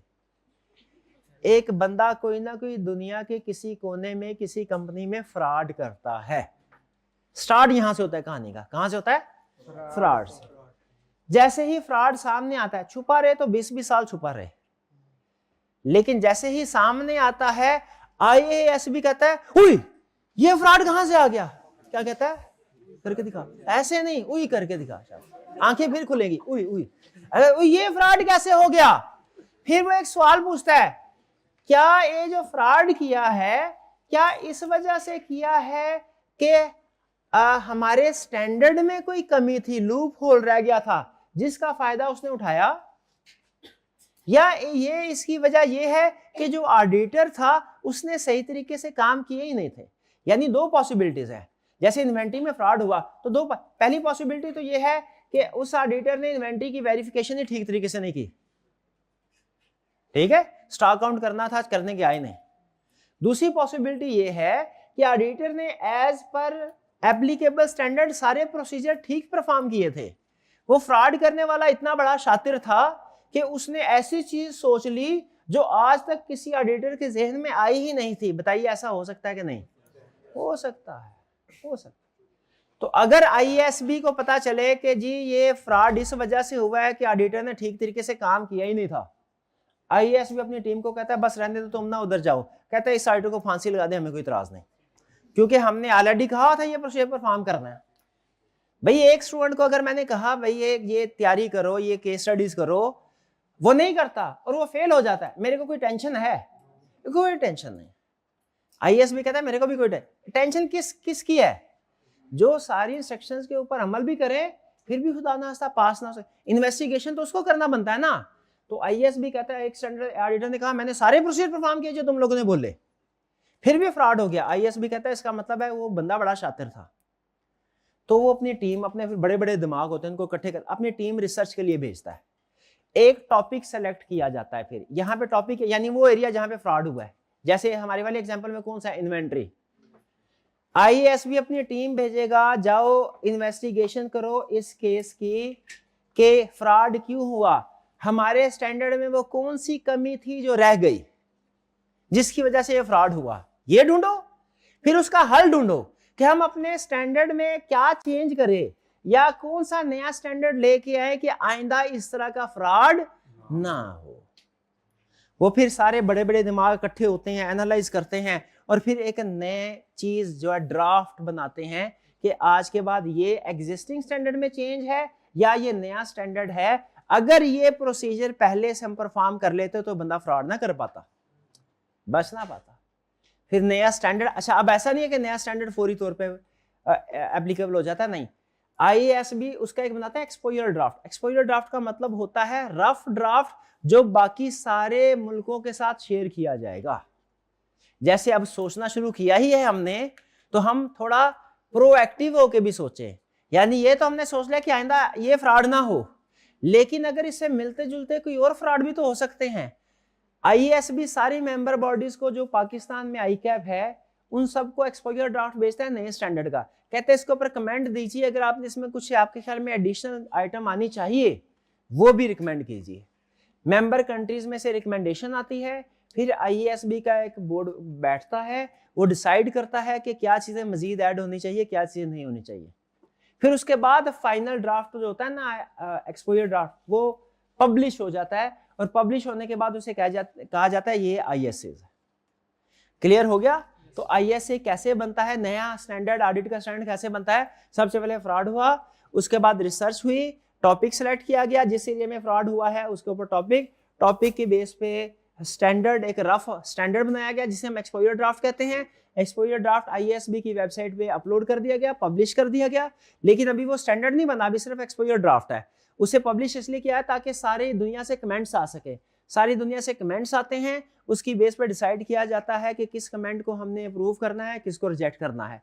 एंड पे फिर सब सारी चीजें डिस्कस हो जाती है, तो फाइनल स्टैंडर्ड बन जाता है जिसे हम इशू कर देते हैं। डन जी? ये सारी चीजें उसने ये बोली है, select subject for study, research करो, ड्राफ्ट प्रिपेयर करो, ड्राफ्ट जो है वो पब्लिक कमेंट्स के लिए अपलोड कर दो, फिर जो कमेंट्स हैं उनको रिव्यू करो, ड्राफ्ट को रिवाइज करने की जरूरत है रिवाइज कर दो, जब सारी रिवीजन हो जाए तो फाइनलाइज करके ISS को पब्लिश कर दो। स्टैंडर्ड पब्लिश हो गया, उसमें कौन कौन से कंटेंट्स होंगे, कौन कौन सी चीजें शामिल होगी, मुझे ये बताइए। आपने तो लेकिन अकाउंटिंग स्टैंडर्ड में नहीं पढ़ा हुआ, नो प्रॉब्लम। जो ISAs होते हैं इनके कुछ सेक्शन हैं, जैसे जब आप नया स्टैंडर्ड खोलेंगे उसमें सबसे पहले क्या लिखा होगा, इंट्रोडक्शन लिखा होगा। भैया ये इंट्रोडक्शन में क्या लिखा होगा, ये स्टैंडर्ड आपको बताएगा कि आपने डेटर्स को कैसे वेरीफाई करना है, ये इंट्रोडक्शन है। फिर कुछ डेफिनेशन लिखी होंगी, डेफिनेशन में लिखा होगा कंफर्मेशन लेटर, ये एक रिटन डॉक्यूमेंट है जो ऑडिटर थर्ड पार्टीज को भेजता है और थर्ड पार्टी इसका जवाब डायरेक्टली ऑडिटर को रिटर्न करते हैं, ये डेफिनेशन लिखा होगा, डेफिनेशन होगी, ठीक है। फिर आगे कुछ हो सकता है मजीद डेफिनेशन भी हो, ब्लैंक कंफर्मेशन लेटर, अगर कंफर्मेशन लेटर में अमाउंट भी लिख दें तो वो तो नॉर्मल है, लेकिन अगर अमाउंट को गायब कर दें, अमाउंट के बगैर भेजें और उस पार्टी से कहें तुम अमाउंट लिखो, उसे कहते हैं ब्लैंक कंफर्मेशन लेटर, ये डेफिनेशन लिखी जाएंगी, ठीक है। फिर डेफिनेशन के बाद आगे रिक्वायरमेंट्स होंगी कि ऑडिटर ने क्या करना है। रिक्वायरमेंट्स में लिखा होगा जैसे auditor shall, if an entity has material balance of debtors in balance sheet, then auditor shall send confirmation letter to sample of debtors। ये एक रिक्वायरमेंट है।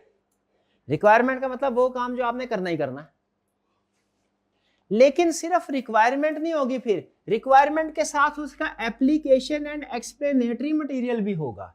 एक्सप्लेनेटरी मटेरियल का मतलब क्या है, आगे एक्सप्लेनेशन में लिखा होगा नीचे, जैसे इस स्टैंडर्ड में एक दो जगह पे उसने लिखा हुआ है क्या, अगर आपने कंफर्मेशन लेटर को सेंड किया और उसका जवाब नहीं आया तो क्या करेंगे।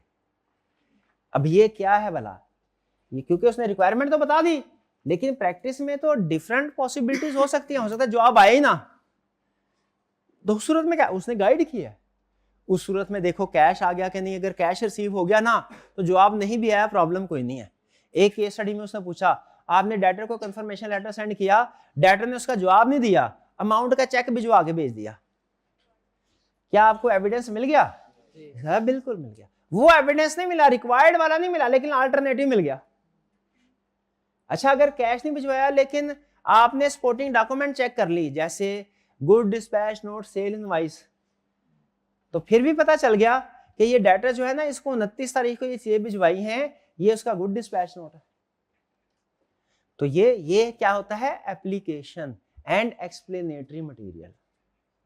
एक और इसी स्टैंडर्ड के अंदर एक और जगह पे एक्सप्लेनेशन में उसने लिखा है कि अगर आपका क्लाइंट किसी एक डेटर को कंफर्मेशन लेटर सेंड करने से मना कर दे कि इसको ना भेजो, उस सूरत में आपने क्या करना है। ये प्रॉब्लमेटिक चीजें हैं, ये सारी कहां पे लिखी हुई हैं, एक्सप्लेन, यानी एक्सप्लेनेशन में आपको ये बताता है कि जो मेरी मैंडेटरी रिक्वायरमेंट है ना उनको आपने परफॉर्म करते हुए अगर कोई प्रॉब्लम आई तो उसे कैसे डील करना है, मिसालों के जरिए से समझा रहा है, ठीक है। लेकिन आपके लिए गुड न्यूज है क्या, ये सारी चीजें तो आपके लिए जानना पढ़ना जरूरी नहीं है, मतलब पढ़ लें एक सरसरी तौर पर सिलेबस में मौजूद है, क्योंकि आपने कभी स्टैंडर्ड देखने नहीं है, ये कभी आपको मौका नहीं मिलेगा देखने का कैफ लेवल पे। क्यों? क्योंकि कैफ लेवल का ऑडिट ओपन बुक नहीं है। ओपन बुक का मतलब किताब खोल के पेपर करना। आपको पता है अब ओपन बुक का सिस्टम आ रहा है पूरी दुनिया में आस्ता आस्ता, और सी में भी है। सीफैप लेवल पे आपके अक्सर पेपर जो है वो ओपन बुक है, किताब खोल के कहता है देख लो, किताब में से पेपर बनाया हो तो मिलेगा ना। और बच्चे होते क्या C5 में ढूंढते रहते हैं, ये सवाल आया किधर से, आया किधर से, आया किधर से, 10 मिनट ज़ाया हो जाता है, फिर पता चलता है ये कहीं से नहीं आया, ये जजमेंट से करना है, ठीक है। तो बहरहाल लेकिन जब आप तैयारी करेंगे तो तब स्टैंडर्ड ओपन करेंगे। तो ये स्टैंडर्ड का स्ट्रक्चर होगा। स्टैंडर्ड का स्ट्रक्चर समझ आ गया? ओके अच्छा मुझे बताइए, मैं आपसे पूछता हूँ, C5 वाले स्टूडेंट एक सवाल पूछते हैं, मैं आपसे पूछता हूँ, क्या जो पेपर की तैयारी करनी है सिर्फ रिक्वायरमेंट्स को पढ़ना है कि एप्लीकेशन एंड एक्सप्लेनेटरी मटेरियल को भी? दोनों को, दोनों को। और बहुत सी जो कंसेप्ट्स हैं वो यहाँ से बनाता है एक्सप्लेनेशन, ठीक है। हम यहाँ पे उसने नीचे स्टैंडर्ड में भी लिखा हुआ है कि अगर आपने शायद कहीं पे लिखी होगी ऊपर नीचे लाइन कि अगर आपने किसी स्टैंडर्ड को कंप्लाई करना है ना तो पूरे के पूरे स्टैंडर्ड को कंप्लाई करना है। ये नहीं कि कुछ चीजों को पूरा कर दिया और कुछ चीजों को पूरा नहीं किया, सारी रिक्वायरमेंट्स पूरी करनी है। और एक्सप्लेनेटरी मटेरियल को भी अंडरस्टैंड करना है, उसने लिखा हुआ है, उसने लिखा जब तक एक्सप्लेनेटरी मटेरियल नहीं ना पढ़ेंगे आपको स्टैंडर्ड की पूरी समझ नहीं आएगी। क्योंकि हर डाटा को कंफर्मेशन लेटर सेंड करते हैं ना तो जवाब नहीं आता, तो अगर जवाब नहीं आया तो वहां पे क्या करना है आपने, वो एक्सप्लेनेटरी मटेरियल पढ़ेंगे तो समझ आएगी ना। फिर क्या अथॉरिटी या स्टेटस क्या है ISS का? ISS का क्या स्टेटस है भाई? ISS की ये अथॉरिटी है कि अगर आपने ये लिखना है अपनी ऑडिट रिपोर्ट के अंदर, क्या we have conducted our audit in accordance with ISS, क्या आप ये लाइन लिखना चाहते हैं अपनी ऑडिट रिपोर्ट में? क्या आपको लगता है ये लाइन लिखने से आपकी ऑडिट रिपोर्ट की अहमियत बढ़ेगी? हाँ बिल्कुल बढ़ेगी, इंटरनेशनल स्टैंडर्ड। तो अगर आपने ये लिखना है तो एक शर्त है कि आपको हर ISA की हर रिक्वायरमेंट को पूरा करना पड़ेगा, सेलेक्टिव इंप्लीमेंटेशन नहीं। जैसे मैं जब हम स्टूडेंट थे तो उधर फाइनेंशियल स्टेटमेंट अकाउंटिंग में कंसेप्ट होता था कि आपने बेसिस ऑफ प्रिपरेशन नोट्स में डिस्क्लोज करनी है कि we have prepared these financial statements in accordance with IFRS, ये डिस्क्लोज करना होता ना। तो उसकी एक शर्त होती थी ये लाइन लिखने की कि आपने हर IFRS की हर रिक्वायरमेंट को पूरा किया हो। फिर ये है अभी भी शर्त, कोई कंडीशन है कि नहीं पता? नहीं पता, बहरहाल चलें छोड़े। ISS में कंडीशन है क्या, अगर आप अपनी रिपोर्ट में ये लिखना पसंद करेंगे कि we have conducted our audit in accordance with international standards in auditing, तो इसके लिए शर्त क्या है? ठीक है, सारे स्टैंडर्ड की सारी रिक्वायरमेंट पढ़ो। क्लियर? ये भाईजान जो थे ये नहीं भाईजान वो आज छुट्टी पे हैं, वो अक्सर छुट्टी पे होते हैं। क्या होते हैं? अक्सर छुट्टी पे होते हैं। 100 लेक्चर्स हैं, 60 छुट्टियां की उन्होंने, 40 दिन आ गए भाईजान। रिजल्ट आया उनका, साथ वाले ने पूछा हाँ भाई क्या बना, उसने कहा फेल।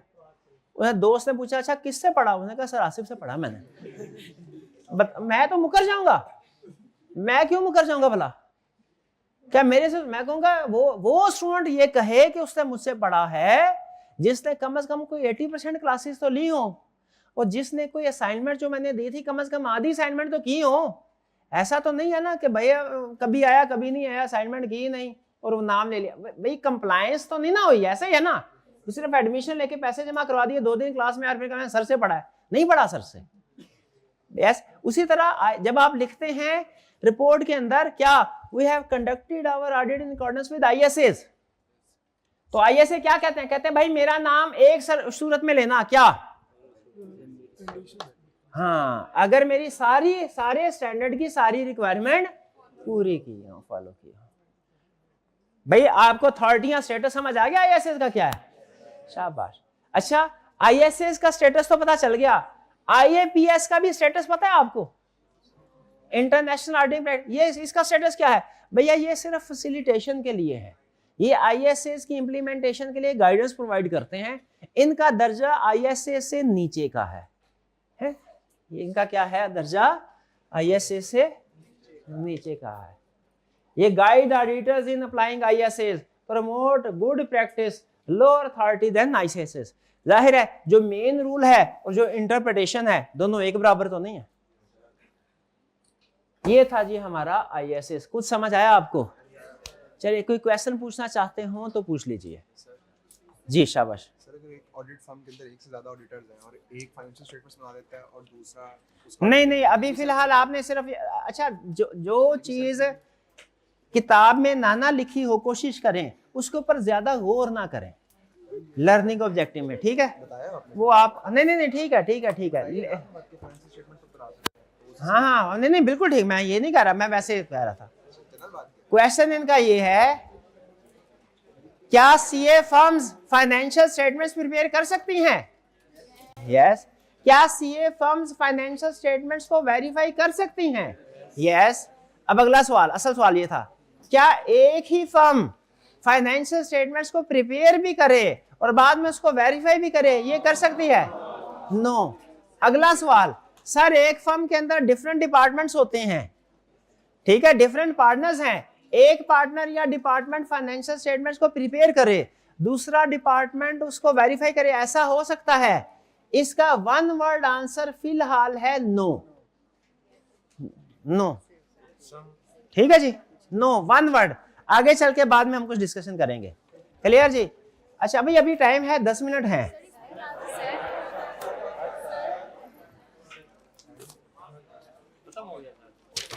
कोई कंसेप्ट रहा तो नहीं क्या? असर्शन वाली बात आपको समझ आ गई? अच्छा ऐसा करते हैं, मैंने नहीं, मेरा दिल कर रहा है, टाइम है, नहीं जाने देना, नहीं जाने दूंगा, नहीं जाने दूंगा।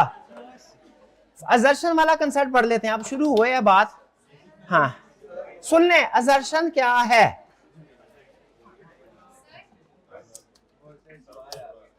अच्छा नहीं, आपने सवालों में मुझे उलझाना नहीं है अब। हाँ मैं आपका तरीका वारदात समझ गया हूं।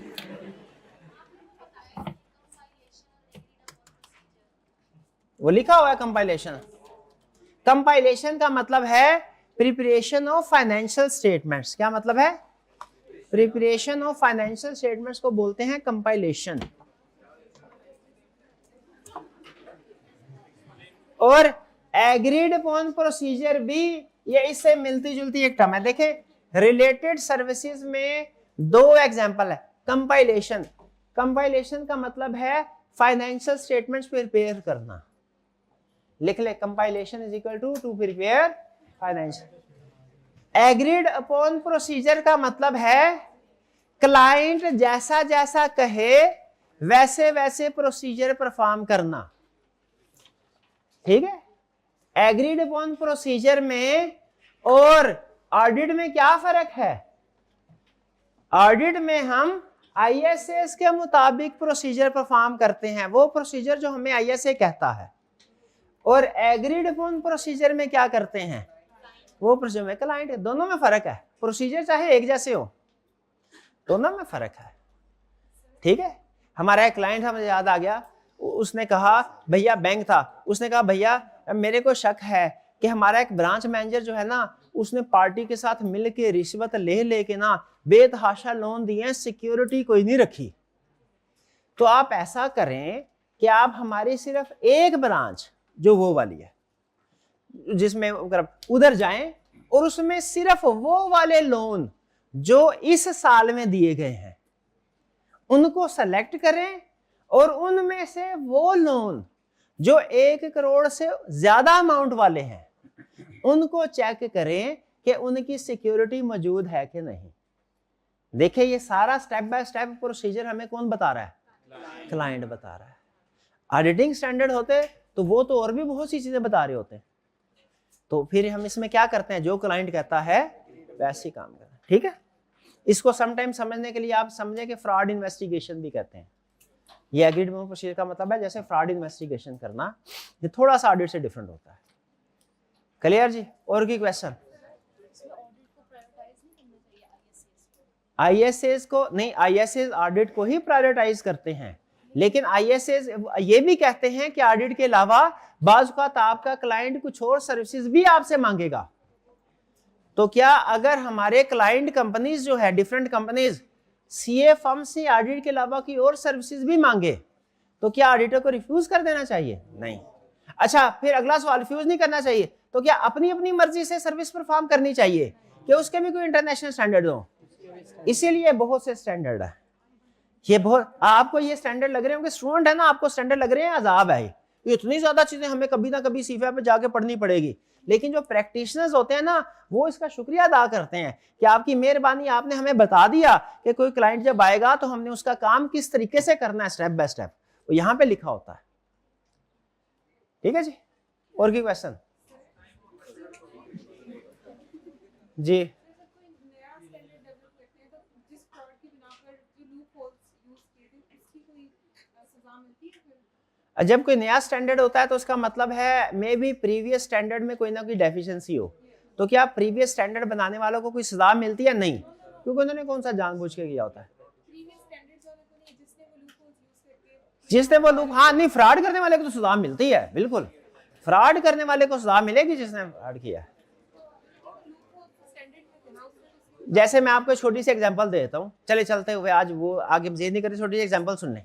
हमारा एक स्टैंडर्ड है, वो ये कहता है आपको ऑडिट करने के दौरान में बाज़ औक़ात किसी एक्सपर्ट की जरूरत पड़ेगी। वो बताता है एक्सपर्ट कौन है। एक्सपर्ट कोई ऐसा पर्सन है जो कि अकाउंटिंग और ऑडिट की फील्ड वाला नहीं है, क्योंकि वो तो हमें जरूरत ही नहीं किसी, वो किसी और फील्ड का एक्सपर्ट है और हमें वेरिफिकेशन के दौरान में उसकी जरूरत पड़ सकती है। कैसे? इसकी मिसाल सुने। जैसे हो सकता है कि क्लाइंट जो है उसके खिलाफ कोई लीगल केसेस चल रहे हों, तो ये जानने के लिए कि वो केस हार जाएंगे कि जीत जाएंगे, हमें किसी लॉयर की जरूरत पड़ती है, वो एक एक्सपर्ट है। अच्छा, हो सकता है हमारा client significant IT system use कर रहा हो, तो उसके आईटी सिस्टम का सेटअप ठीक है कि उसमें कोई गड़बड़ है, ये देखने के लिए हो सकता है हमें कोई आईटी एक्सपर्ट साथ लेके जाना पड़े। जैसे आपका क्लाइंट, उसकी स्पेशलाइज्ड इन्वेंट्री है, सोफिस्टिकेटेड स्पेशलाइज्ड, जैसे वो ज्वेलरी है उसके पास कोई हीरे, सोने चांदी, हीरे जवाहरात मौजूद हैं और उसकी वैल्यूएशन लगाई हुई है। अब हमें तो हर चीज चमकती चमकती दिख रही है, हमें लग रहा है सब कुछ ठीक है, लेकिन क्या हर चमकती चीज सोना होती है? लेकिन ये साबित कौन करेगा? हाँ, सुनार। तो उस सुनार को साथ लेके जा सकते हैं। ये सुनार क्या है? एक्सपर्ट है। तो हमारे स्टैंडर्ड में एक ये हमेशा से है कि अगर आपको इन्वेंट्री को इस तरह की हो ना, या कोई सिचुएशन ऐसी आ जाए, एक्सपर्ट आप लेके जा सकते हैं। लेकिन पहले कंसेप्ट ये हुआ करता था, आज से 10-15-20 साल पहले, कि एक्सपर्ट को साथ लेके जाए, पहले चेक कर लें एक्सपर्ट का कोई कंपनी के साथ लेना देना ना हो किसी किस्म का, एक्सपर्ट भी इंडिपेंडेंट हो। फिर जो एक्सपर्ट को आप साथ लेके गए तो एक्सपर्ट ने जो भी कह दिया ना, वो आपके लिए काफी है, आप उसकी बेस पर रिपोर्ट साइन कर दो। मैं समझ रहे हैं? फिर कुछ फ्रॉड सामने आना शुरू हुए जिसमें एक्सपर्ट पहले तो इंडिपेंडेंट होता था, बाद में वो कंपनी के साथ मिलकर उनकी मर्जी की हाई वैल्यू रिपोर्ट दे देता था।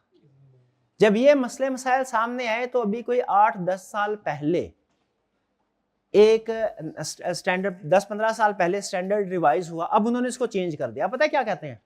कहते हैं आपने जब एक्सपर्ट को साथ लेके जाना है, उस वक्त भी इसको चेक करना है कि वो इंडिपेंडेंट है कि नहीं। फिर जो उसने रिपोर्ट देनी है ना आपको, आपने उसकी रिपोर्ट पे आज के बाद आंखें बंद करके इतबार नहीं करना। 20 साल पहले करते थे आंखें बंद करके इतबार, कि हम तो उसकी फील्ड के है ही नहीं, हमें क्या पता क्या है। अब के स्टैंडर्ड ये कहते हैं आप उसकी फील्ड की बेसिक अंडरस्टैंडिंग हासिल करें और देखिए उसने कहीं कोई ब्लंडर तो नहीं मारा, क्योंकि वो पास में पैसे लेके ब्लंडर मारते रहे। तो इसीलिए अब क्या करते हैं, अब हम एक्सपर्ट को पहले भी चेक करते हैं और फिर जब रिपोर्ट दे देता है उसकी रिपोर्ट को भी चेक करते हैं। पहले सिर्फ एक्सपर्ट को चेक करते थे, उसके वर्क को चेक नहीं करते थे, हम कहते थे ये बहुत मुश्किल है, हमारे बस से बाहर है। अब स्टैंडर्ड कहता है सीखो। क्या स्टैंडर्ड कहता है? सारा डिटेल में नहीं सीखना, वरना हम खुद ही कर लें, सिर्फ इतना मोटा मोटा काम सीख लो ताकि पता चल जाए उसने कोई ब्लंडर तो नहीं मारा। अब ये पहले लूप होल था, उस लूप होल का फायदा उठा के लोग फ्रॉड करते रहे। तो क्या जो पुराने ऑडिटर थे उनको सजा मिले? नहीं नहीं नहीं नहीं। वो वक्त गुजरने के साथ साथ जब फ्रॉड सामने आते हैं, आपको पता है वो जंग जारी है। जैसे वायरस एंटीवायरस, ये 10 साल पहले भी जंग जारी थी, आज भी जारी है, 10 साल बाद भी जारी रहेगी। तो ऑडिटर क्लाइंट ये जंग जारी रहे। तो जैसे जैसे उनकी तरफ से हमला होगा कोई नया, हम उसका उपाय ढूंढ लिया करेंगे आगे हमारे ऑडिटर। इसका ये मतलब नहीं है कि पुराने वाले ऑडिटर ठीक काम नहीं कर रहे थे, वो अपने जमाने के हिसाब से ठीक काम कर रहे थे, भाई ठीक हो गया। हाँ, जो क्लाइंट फ्रॉड करेगा, क्लाइंट में से जो पर्सन फ्रॉड करेगा उसको सजा जरूर मिलनी है अगर वो पकड़ा जाए। ऑडिटर को सजा नहीं मिलनी। अगर ऑडिटर ने ISS के मुताबिक ऑडिट किया है और फिर कोई मिसस्टेटमेंट नहीं ढूंढ सका, तो फिर ऑडिटर को सजा नहीं मिलनी। याद है, ऑडिटर ऑल मिसस्टेटमेंट डिटेक्ट करता है कि मटेरियल, ऑडिटर हाँ सिर्फ रीजनेबल लेवल पे काम करता है, ये पता ना आपको? रीजनेबल एश्योरेंस बताया हुआ ना आपको क्या? हाँ जी शाबाश। और कोई क्वेश्चन? और कोई क्वेश्चन? चले बस आपका मकसद पूरा हो गया। हमारे टीम मेंबर होते थे, सुबह आके उनको कोई काम करना, ये काम कर दो, कहते मेरा एरिया बहुत फंसा हुआ है, मेरे बहुत काम है, मेरे पास सांस लेने को टाइम नहीं है, वो सारा दिन नहीं। जैसे ही 5 बजते थे ना, सीनियर कहता था अच्छा अब लेट शीटिंग करनी होगी आपने, कहता नहीं नहीं सर सब कुछ काम हो गया, सब ठीक हो गया। आपका भी वही हिसाब है, जब तक 10 मिनट पूरे नहीं ना हुए आप सवाल पे सवाल पूछिए। जैसे ही अब टाइम हो गया ना छुट्टी का, एक सवाल नहीं आपकी तरफ से आ रहा, भैया अभी कोई क्वेश्चन है? चलें जी, आज का लेक्चर यहाँ खत्म करते हैं और चैप्टर भी कंप्लीट हो गया, इसकी तैयारी करनी है, आपका टेस्ट होगा बाद में। अल्लाह हाफिज।